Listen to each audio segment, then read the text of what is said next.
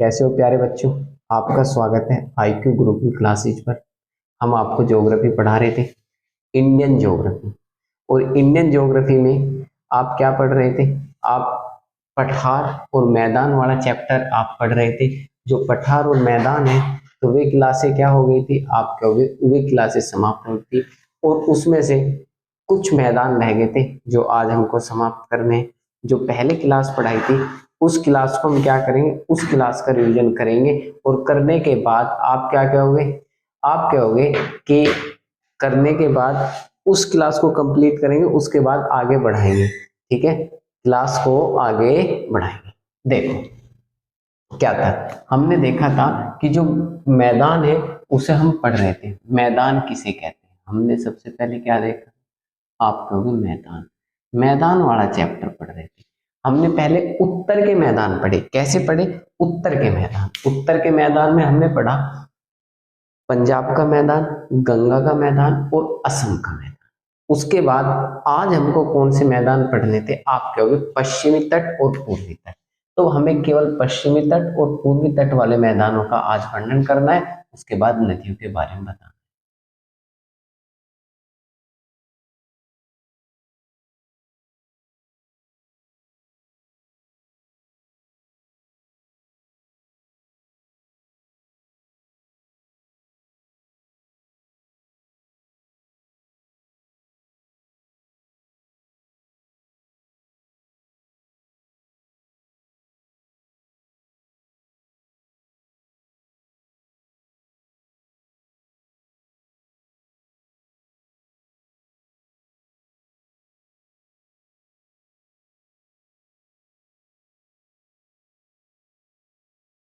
जी, ये क्या है? ये आपका भारत का मानचित्र है, जिसे आप कहते हो मैप। तो कोई दिक्कत ना ले, थोड़ा घना ऐसे बन गया तो उसकी कोई समस्या नहीं। हमने आपको क्या कहते कि ये अरावली पर्वत श्रेणी है ऐसी।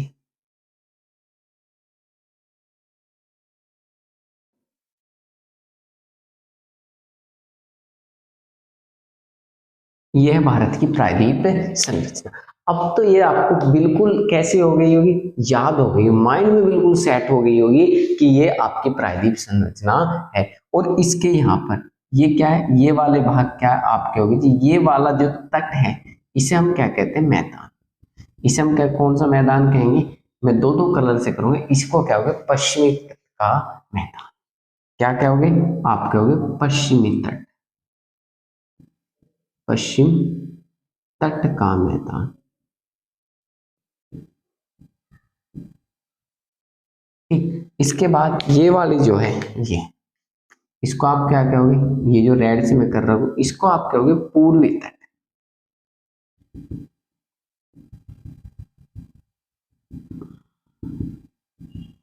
इसको आप क्या कहोगे, पूर्वी तट का मैदान।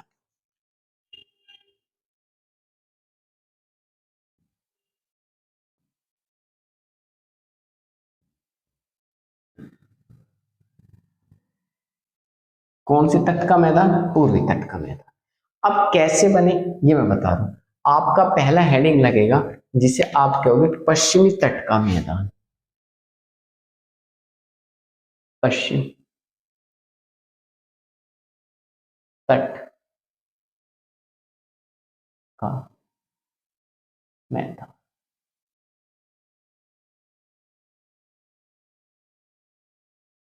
कौन से तट का मैदान? आप कहोगे पश्चिमी तट का मैदान। कहां से? आपकी एक नदी आएगी यहां से,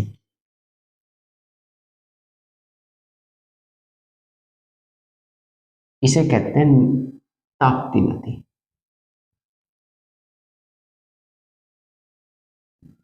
और ये स्थान पड़ता है तमिलनाडु में। इसमें जिसका नाम है कन्याकुमारी।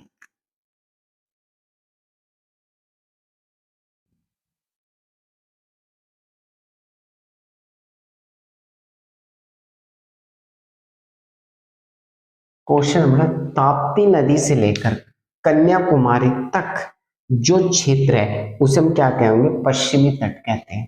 पहला क्वेश्चन क्या बनेगा, आप कहोगे ताप्ती नदी से लेकर नदी से कन्याकुमारी,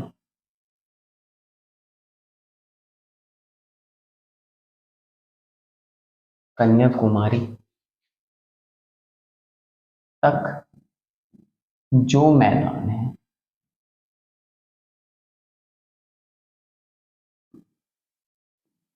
मैदान है वह पश्चिम तट का मैदान कहलाता है।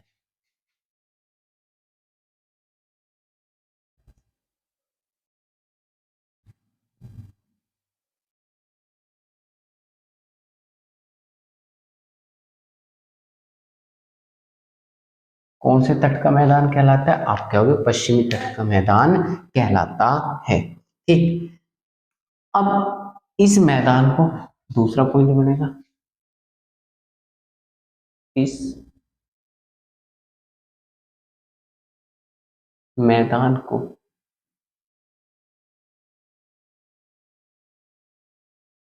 अलग अलग अलग नाम से, अलग अलग नाम से जाना जाता है।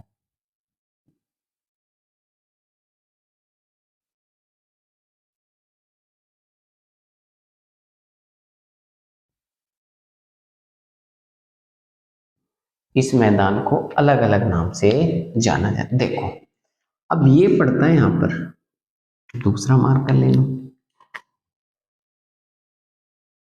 इसे कहते हैं गोवा। और गोवा से ये वाला जो क्षेत्र है जिसे मैं ब्लैक भी कर रहा हूं, इसे कहते हैं मालाबार तट।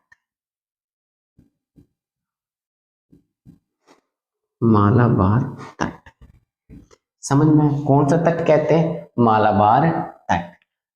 दूसरा पॉइंट से, गोवा से लेकर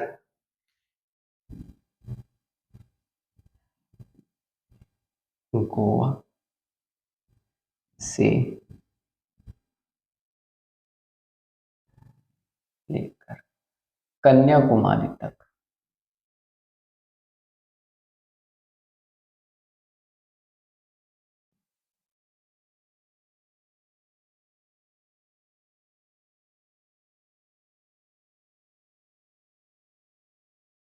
लेकर कन्याकुमारी तक जो क्षेत्र है, गोवा से लेकर कन्याकुमारी तक जो क्षेत्र है वह मालाबार तट कहलाता है।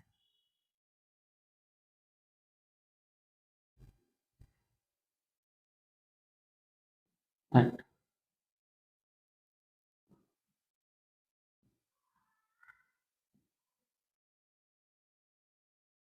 मालाबार तट कहलाता है। ठीक, कौन सा मालाबार तट है? आप कहोगे कहां से लेकर, ये रहा मालाबार तट। आप इसको देखो, कहां से? गोवा से लेकर कन्याकुमारी तक। कहीं के लिए प्रसिद्ध हो सके? आप कहोगे नारियल के लिए। यह तट नारियल, नारियल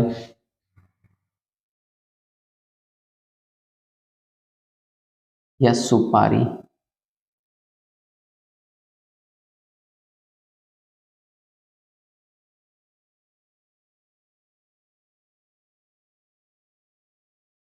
नारियल, सुपारी आदि के लिए प्रसिद्ध है।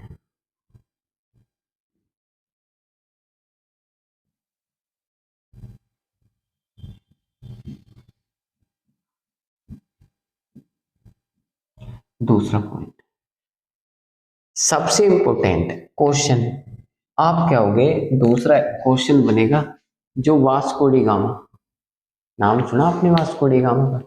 वास्को डी गामा इसी तट पर आया था।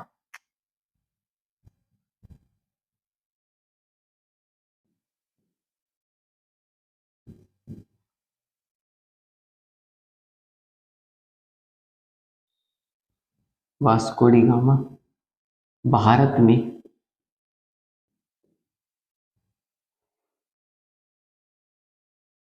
सबसे पहले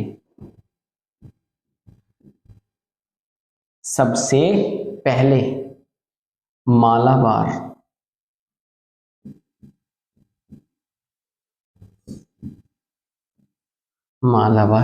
तट पर पहुंचा था।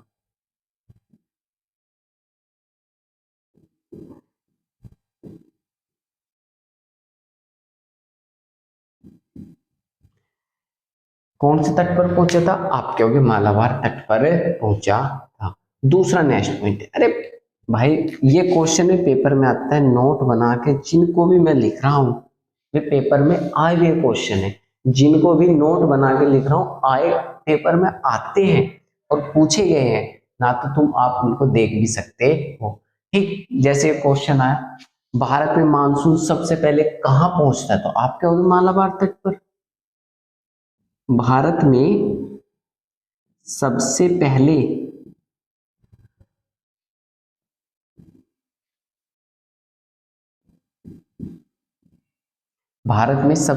मानसून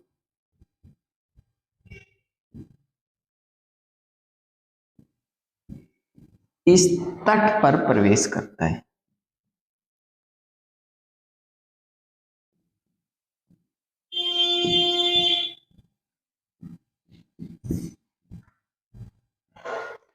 भारत में सबसे पहले मानसून किस तट पर प्रवेश करता है? आप कहोगे इस तट पर प्रवेश करता है। कब आता है? आप कहोगे 1 जून से 5 जून के मध्य। आप क्या कह दोगे कब तक? आप कहोगे 5 जून मानसूनी वर्षा होती है, सबसे अधिक वर्षा कराता है। पहला क्वेश्चन दोबारा से देखो, अरे समझो, बिल्कुल समझने की धैर्य बना के समझो, आपका क्वेश्चन हल हो जाएगा। आपसे पूछा कहां से? ताप्ती नदी से लेकर कन्याकुमारी तक, इसको हम क्या कहते हैं? पश्चिमी घाट के मैदान। और पश्चिमी घाट का मतलब है तो नदियां इधर को क्या उठा हुआ भाग है, तो नदियों का तो मैदान नहीं होगा, तो इसका मतलब क्या कह दोगे आप? एक कैसा फैला हुआ मैदान है। इस मैदान को इसी कहां से आप इस मैदान को अलग अलग नामों से जाना जाता है। कहां से? आपको महाराष्ट्र पड़ेगा, कर्नाटक पड़ेगा, तमिलनाडु, आपका केरल पड़ेगा, गोवा से लेकर कहां तक? आप कहोगे गोवा से लेकर आप इसको जब कन्याकुमारी तक का नाम दोगे तो इसे कहेंगे मालाबार तट। मालाबार तट जो है तो आपका किस लिए प्रसिद्ध? आप कहोगे सुपारी के लिए प्रसिद्ध है, किसके? नारियल के लिए प्रसिद्ध है, और इलायची भी मिलती है, मसालों के लिए प्रसिद्ध है। इस पर सबसे पहले कौन पहुंचा था? आप कहोगे Vasco D gamma. Vasco D gamma कौन थे? मैं इसके बारे में थोड़ा सा बता देता हूं। आप कहोगे जी वास्को डी गामा वो व्यक्ति था जो पहले बार जल के माध्यम से भारत में क्या करने आया था? व्यापार करने आया था, जिन्हें कहते हैं यूरोपियन। क्या जल के और नहीं आए थे? बहुत आए थे जल के माध्यम से। तो इसका मतलब जल के माध्यम से व्यापार, जब आप वर्ल्ड वर्ल्ड हिस्ट्री पढ़ोगे या आप कहोगे भारत में मध्यकालीन इतिहास पढ़ोगे, वहां पर आपको बता दूंगा कैसे आए, या वर्ल्ड ज्योग्राफी पढ़ोगे तो एक झलक वहां भी बता दूंगा क्यों से भारत की खोज कहते हैं। तो आए और आने के बाद वे कहाँ पहुंचे थे? आप कहोगे जी मालाबार तट पर पहुंचे थे। और मालाबार तट पर पहुंचने वाले और इसमें सबसे पहले मानसूनी वर्षा भारत में कहाँ होती है? आप कहोगे 5 जून। मानसून अरबी भाषा का शब्द है जिसका मतलब है उथल पुथल मचाना। किसका? मानसून किस भाषा का शब्द है? अरबी भाषा का शब्द है। हवा चलेंगी, हवाओं से वर्षा होगी, उसी को हम क्या कहेंगे? उथल पुथल मचाना। तो इस हम अरबी भाषा को कहते हैं। यहां तक किसी मेरे भाई को स्क्रीनशॉट लेना हो ले सकता है, कोई दिक्कत नहीं, आराम से पढ़ें, पेपर में सीधा क्वेश्चन मिलेगा और आप स्टार बना के नोट बना के लिखते रहना, जरूर मिलेगा। करो, स्क्रीनशॉट लेना चाहते हो?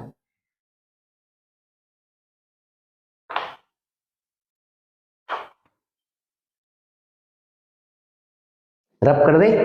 चलो भाई, ये लो रब कर दिया। आगे आओ, पश्चिमी घाट।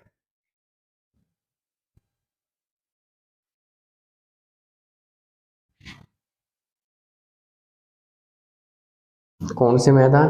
आप कहोगे पूर्वी घाट के मैदान।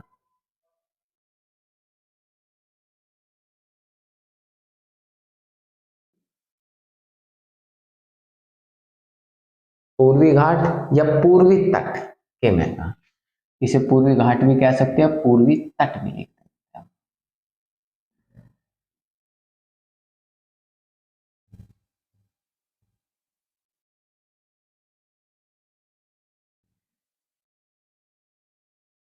आ जाओ। अब देखो ये रहा, आप क्या होगी जी, ये रहा, यहां से आप, यहां से एक नदी आती है जिसका नाम है महानदी,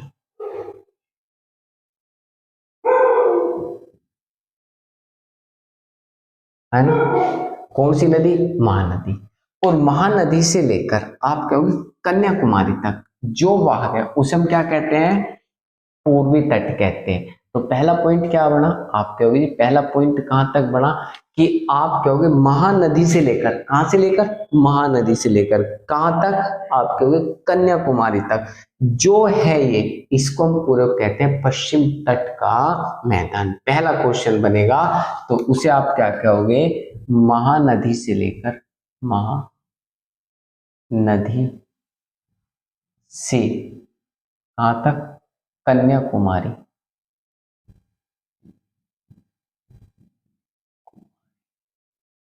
तक, कन्याकुमारी तक, ठीक है। पूर्वी घाट के मैदान है, पूर्वी तट के मैदान कहलाते हैं।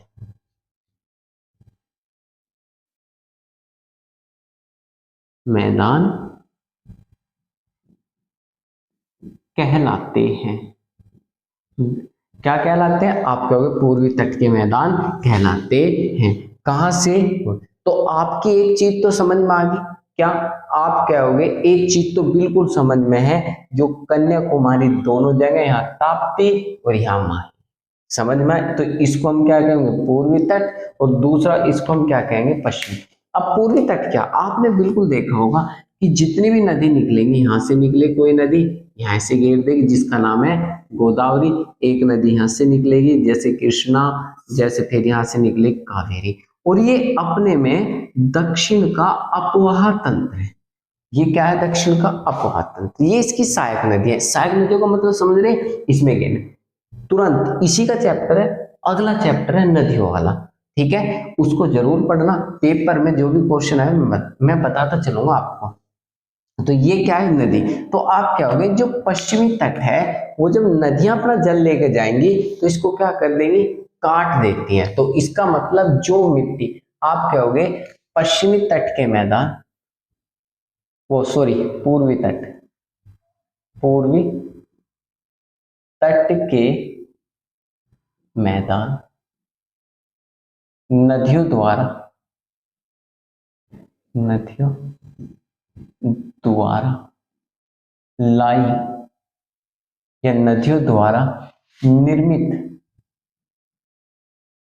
नदियों द्वारा निर्मित मैदान है। कैसे मैदान है? आप कहोगे नदियों द्वारा निर्मित मैदान है ना। तो नदी कौन सी? जल और मिट्टी। दूसरा क्वेश्चन आपका क्या बनेगा? यह मैदान, यह मैदान जलोढ़,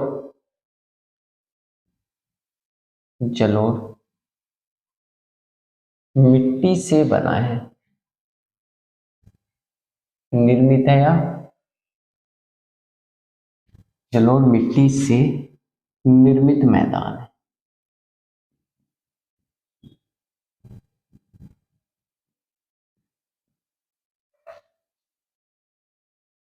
किससे निर्मित मैदान है?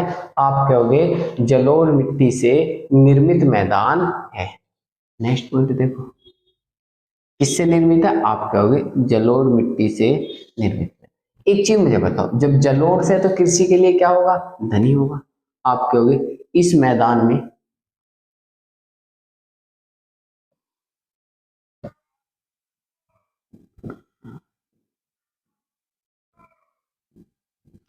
कृषि की जाती है।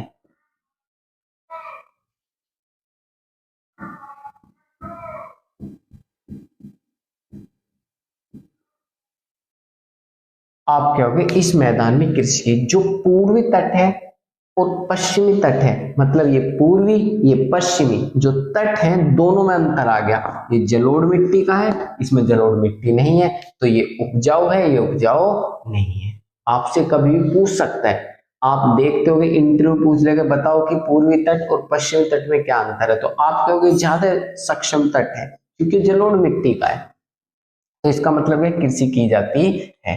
तो यहां पर एक है जो पश्चिमी तट है, नदी काट देती है, तो ये पड़ता है तमिलनाडु।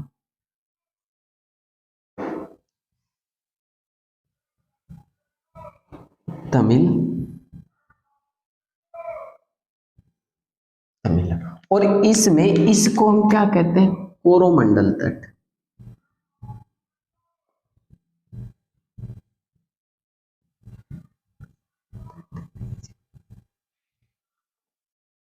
कोरोमंडल तट, आप क्या कहोगे, कोरोमंडल तट मतलब पूर्वी, ये क्वेश्चन बनेगा,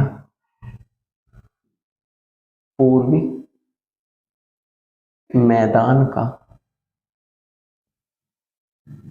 वह भाग जो जो तमिलनाडु में है, तमिल में, कहा है भाई, आप कहोगे तमिलनाडु में है, वह भाग जो तमिलनाडु में है उसे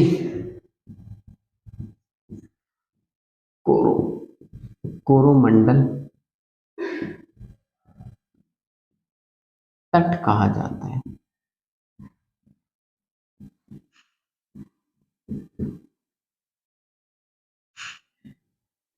तट कहा जाता है, कौन सा तट कहा जाता है, कोरोमंडल तट कहा जाता है। नेक्स्ट, आपने देखा हो वर्षा होगी शीतकालीन, तो आप क्या कहोगे, नोट में इस पॉइंट को लगाना है, नोट और स्टार बना के लगा दोगे आप, तो पेपर में भी आएगा क्वेश्चन है, तो आपको नोट और स्टार के साथ होते हैं। तमिलनाडु वो भी राज्य है जहां चावल की खेती मतलब कहाँ होती है, शीत ऋतु में, और एक नहीं तीन तीन किस्म उगाई जाती है, तमिलनाडु और पश्चिम बंगाल में। तो आप क्या कहोगे, इस तट पर चावल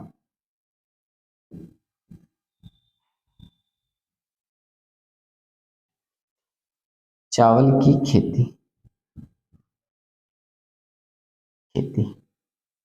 या चावल की खेती की जाती है।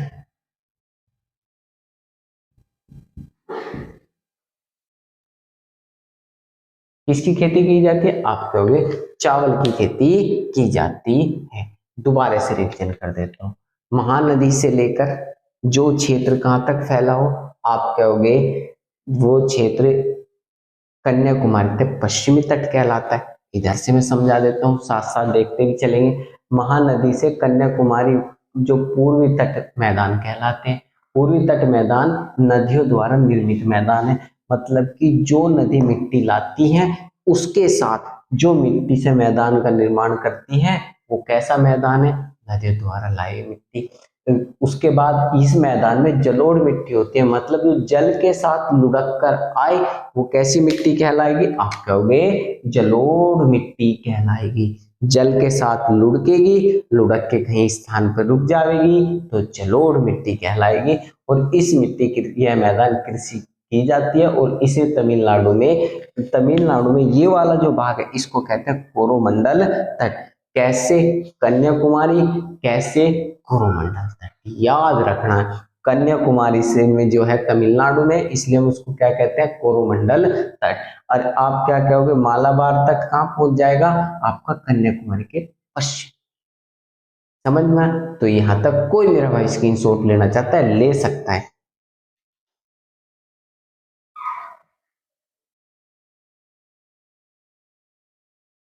रब कर दे, चलो। और हाँ, चैनल को सब्सक्राइब करें, वीडियो को लाइक और शेयर करें। यदि लगता अच्छा कंटेंट है, हाँ ज्योग्राफी कवर कर सकते हैं, प्रैक्टिस करें। आपको तब पता चलेगा जब मैं पूरी चैप्टर वाइज पूरी ज्योग्राफी पढ़ाऊंगा।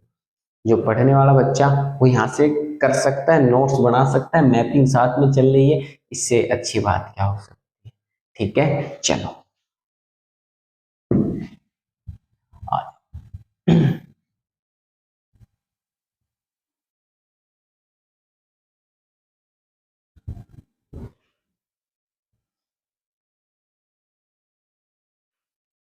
ठीक, इसको रफ कर देते हैं।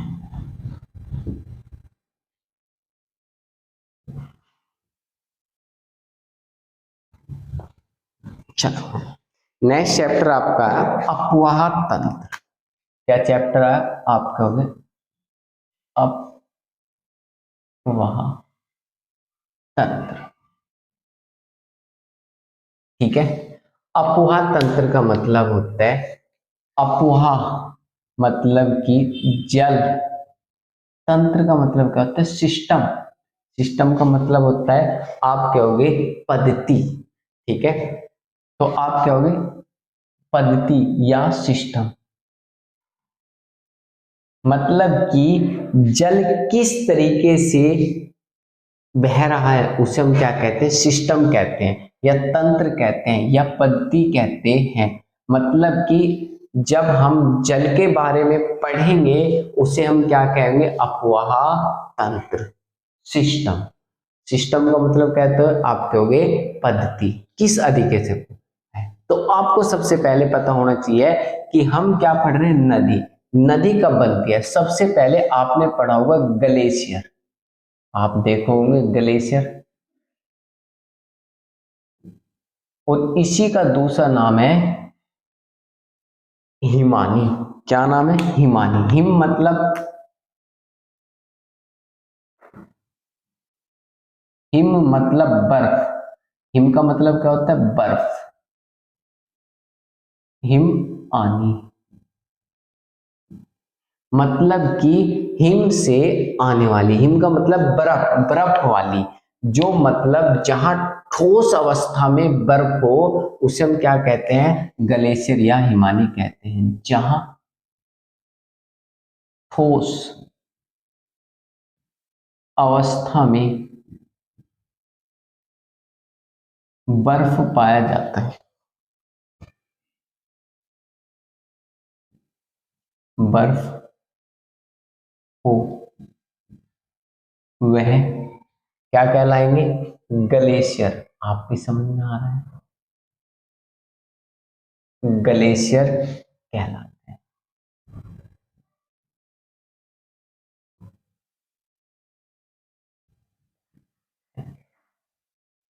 कैसे? आप कहोगे, आपने देखा होगा पर्वत श्रृंखला, ऐसे आपकी पर्वत श्रृंखला चली गई, ऐसे पर्वत श्रृंखला है, आपने बिल्कुल आराम से देखे होंगे, ये पर्वत श्रृंखला, मान लो ये क्या है? पर्वत श्रृंखला। और इसके ऊपर ऐसे ऐसे आपको सफेद सफेद दिखाई देता है। भाई हाँ, ब्लैक मार करो तुम्हें सफेद सफेद दिखाई नहीं दे सकता। तो इसे हम क्या कहते हैं? ठोस अवस्था में। और ये क्या कहलाते हैं? आप कहोगे, इन्हीं को हम कहते हैं ग्लेशियर। इन्हीं को हम क्या कहेंगे? ग्लेशियर। तो सबसे पहले ससाइन ग्लेशियर आपने पढ़ा होगा, जेमू ग्लेशियर आपको पढ़ा होगा, मिलन पढ़ा होगा, आपने कौन सा पढ़ा? गौमुख पढ़ा होगा। तो वे सब ग्लेशियर, उसे हम क्या कहते हैं? हिमानी या ग्लेशियर। जहां ठोस अवस्था में बर्फ हो उसे हम क्या कहेंगे? आप कहोगे उसी को हम कहते हैं ग्लेशियर या हिमानी। जहां कहा हो? ठोस अवस्था में बर्फ हो। अब एक चीज दूसरी ओर लिखो, जिसे आप कहते हैं हिमाद्री। ठीक है, हिमाद्री का मतलब है, हिम तो है, आद्री मतलब आधा, जहां आधा हिम। देखो इसको तोड़ लो, हिम, हिम का मतलब क्या है? बर्फ, वही बात है। आद्री का मतलब है आधा, मतलब कि आधा बर्फ। तो आधा क्या होगा भाई? बर्फ से पानी बन सकता है।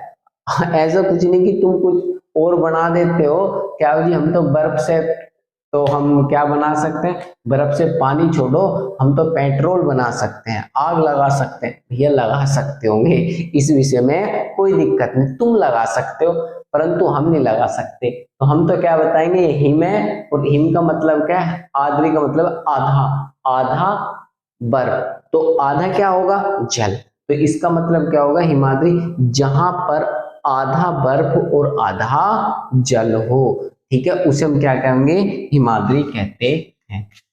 देखो जहां पर आधा बर्फ व आधा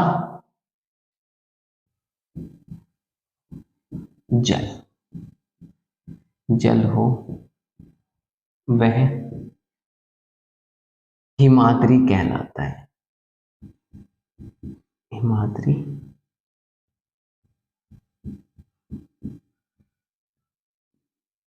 तो चीज समझ में आई, जहां आधा जल और आधा बर्फ तो हिमाद्री। समझ में आई पूरी बात? तो हिमाद्री समझ में आ गया। इन्हीं से क्या बनेगी, आप कहोगे इन्हीं से बनेगी नदी। अभी चलेंगे भाई, नदी। अब नदी क्या होगी भाई, नदी का मतलब है जल बहना।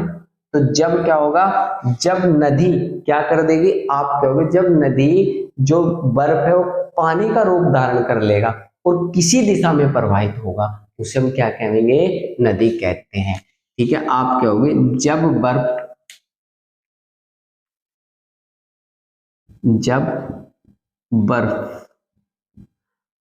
किस में आ जाए, ठोस में तो आने, द्रव अवस्था में आ जाए, या जल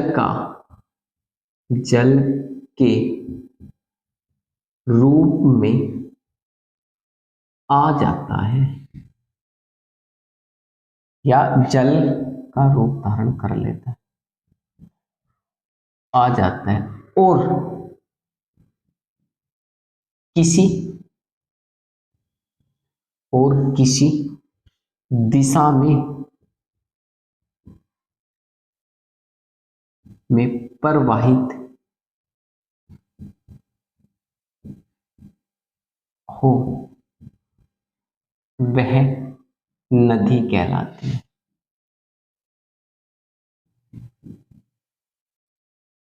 क्या कहलाती है, आप कहोगे नदी कहलाती है।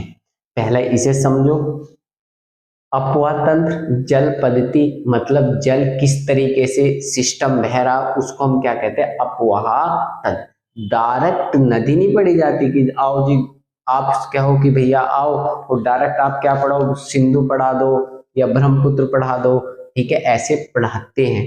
पहले हमें सिस्टम से पढ़ना पड़ेगा, उसके बाद आपको वहां पहुंचेंगे। अब मैं कह दूंगा बताओ कि पूर्ववर्ती नदी क्या है, कुछ के मन में चल रहा होगा तो हमें पता है पूर्ववर्ती है, भाई पता होगा, सभी को थोड़ी पता होगा कि पूर्ववर्ती है कि किन्हें कहते हैं, यहाँ बताऊंगा ना पूर्ववर्ती कैसे।